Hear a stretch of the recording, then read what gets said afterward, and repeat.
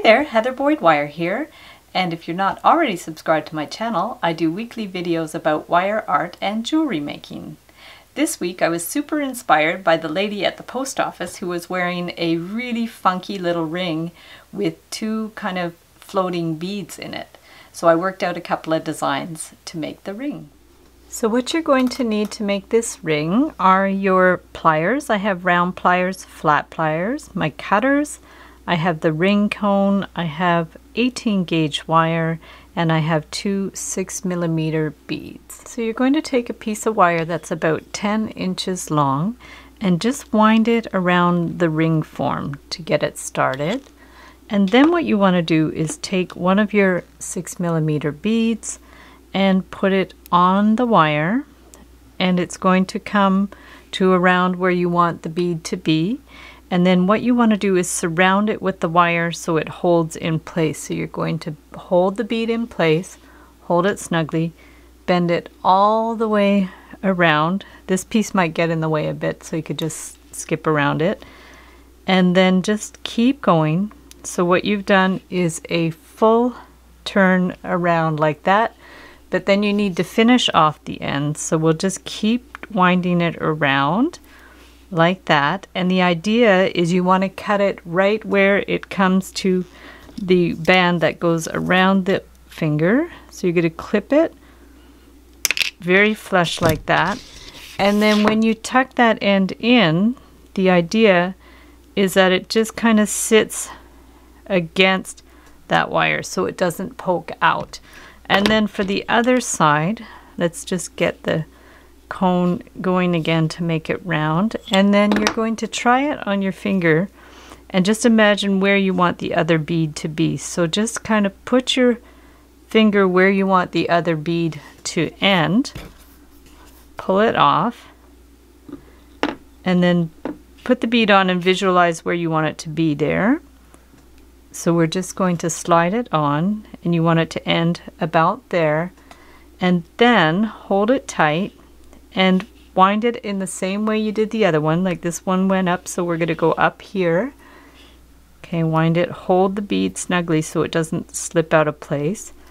Do a complete turn around the bead, and then once you've done a full turn, we're going to do the same like we did on the other side. Just bring it right down.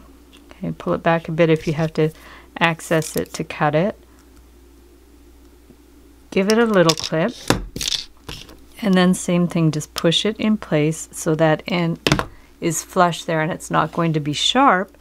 And then what you want to do is just put it back on the ring form and just push it in so it fits how you like it. And then you'll see it sits on your finger, and it's interesting because there's a bit of a gap there, which is kind of cool, and you could pinch it in a little more if you want to. And then the idea had come from a ring I saw this woman wearing in the post office, and her ring looked a little bit more like this, and there were bigger beads, like these are 8mm beads. And basically for this one, instead of like surrounding the bead with the wire, I just kind of bent it at an angle and clipped it. So it's, you know, these ends can be a little bit sharp, but I thought it was a cool concept. So that's another idea if you want to do a ring like that. And then it kind of looks like there's these interesting floating beads on there. And actually, I'll just quickly show you how I did that one. Because for that one, instead of putting the bead on like really round, what I did was I just kind of did like the circle shape. And then this I actually bent at a right angle, and the idea of bending it at a right angle is that the bead won't like kind of slide down there. So I would do that, and then I just bent it down, and then you want enough of a little kind of angle here that the bead won't come off. So you could do it like that, and then there's just like a little kind of end like that. And then this too, you'd want to try it on the finger that you want. Okay, push it up a bit, so I'm not sure I want it on that finger, so let's just push it on this one. And you want to be really careful with this end because it can be sharp. You can file it if you want. So get an idea of where you want the other bead to be, and then bend this on a right angle like that. Put your bead on, okay, and then same idea, we're just going to bend it down at a bit of a right angle and cut it not too long, not too short. That's the tricky part. Okay, I actually had tried to do like a little loop on that end, but it looked kind of funny. So this is interesting because it looks more finished. What you might have to do is get a little file and just file the end a little bit so it's not sharp. Okay, just a little file. Unfortunately, some of these wires are actually plastic coated, so if you do this with a wire that's plastic coated, the plastic will peel up, which isn't really good. But if you do it with sterling or another non-tarnished wire that isn't coated with plastic, it's good. You could possibly put a little dab of glue on there too, but it's kind of funky, like it's kind of an interesting design. So there you go. If you want to experiment with that one, you can go ahead and experiment with that one too. So we have with the big beads, with the big gap, and then with these little twirly whirly beads. I like them both. So thanks so much for watching the video. Give it a big thumbs up if you like it. Be sure to subscribe to my channel for lots more DIY wire art and jewelry making videos.